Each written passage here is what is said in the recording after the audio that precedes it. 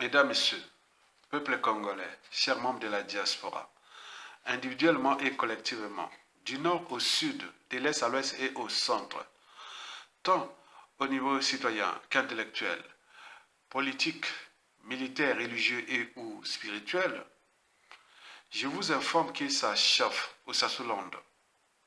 Et pour cause, selon certaines indiscrétions, le sinistre de l'intérieur ou de la sécurité publique, ou plutôt le ministre de l'Intérieur, M. Zéphirin Mbolo, sous escorte musclée, est descendu à Ouenze, dans le 5e arrondissement de Brazzaville, ce week-end pour remettre au général Jean-François Ndengue la note qu'il émet à la retraite de la police nationale qu'il dirige depuis 1998.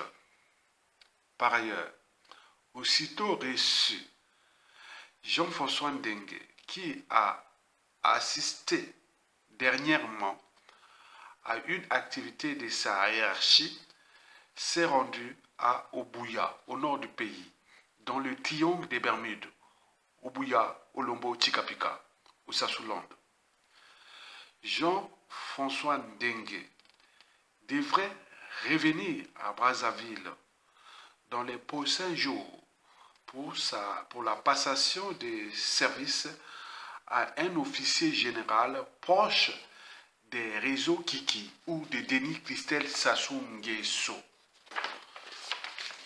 C'est tout un programme, tout un agenda au regard du contexte socio-politique ou du climat socio-politique délétère et du contexte des forces Afrique. Alors, quelle signification donner à ce bagne forcé ou à cette retraite forcée? Parce qu'on le disait, Jean-François Ndengue, le patron de la police, est indéboulonnable depuis déjà 1998 à nos jours. Vous le savez qu'il y a 3 ans, il avait même menacé Denis Sassou Nguesso que si vous me virez de la police nationale, vous le savez vous-même, j'ai des hommes et vous allez avoir comme conséquence. Donc ne me virez pas de la police. Et depuis 3 ans, on ne sait pas ce qui s'est passé entre eux. Autrement, il était déjà malade.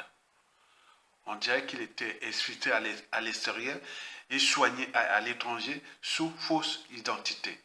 Vous le savez que depuis les années 2000, il est traqué ici en France ou à travers la CPI pour les crimes de sang, de génocide et de mars qui s'est passé pendant et après le coup d'État. Et surtout notamment pendant les opérations de rapatriement des exilés congolais en République démocratique du Congo, les disparus, les familles disparues de Beach.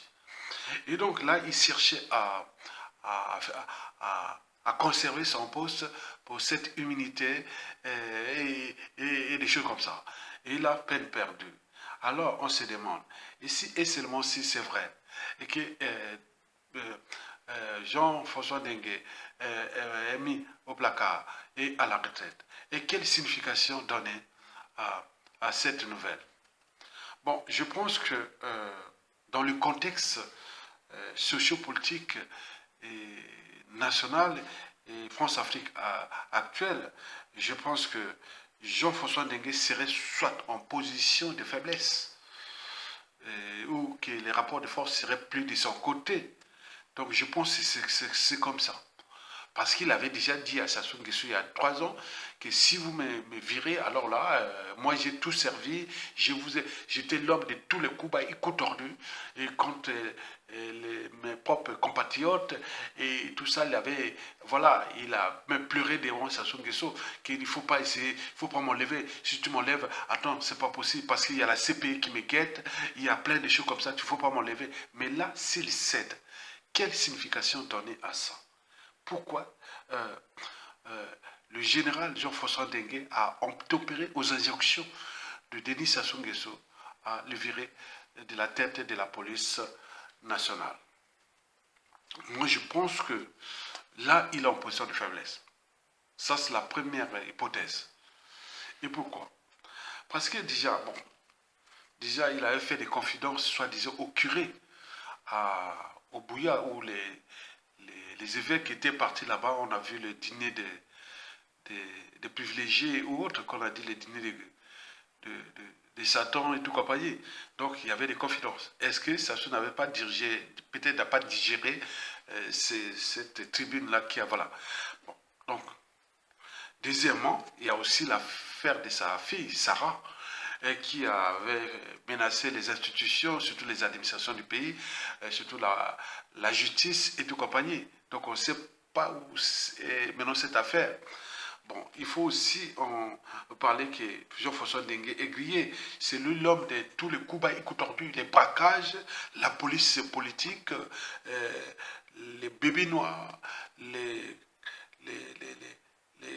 katakata et tous ces crimes qui se sont passés avec la population. Vous savez que nous vivons l'affaire sous terre au Congo-Brazzaville. La police de Jean-François Dengue, comme disait un général de Mobutu, qui est si, le général Maël, il avait dit que bon, si les criminels sont là et qu'il n'y a rien qui se passe, donc les criminels sont dans les services de sécurité. Bon, mais quatrièmement, il faut se dire que le clan est déjà divisé. Il y a la perte de lendemain, il y a la guerre des successions, il y a les perspectives de la chute de Sassou. On ne sait pas ce qui se passe là-bas. Quoique, Denis Sassou Nguesso avait déjà dit que bon, son district dit je partirai, mais je ne laisserai pas des témoins de mes crimes. Il en a assassiné beaucoup. Jean-François Dengue fait partie des vrais bochers, en fait. Mais comment il s'est retrouvé dans cette nasse-là? Bon, c'est tous les questionnements. Mais si l'on les vire, mais comment va se passer au niveau de la CPI? Puisqu'il n'aura plus l'immunité.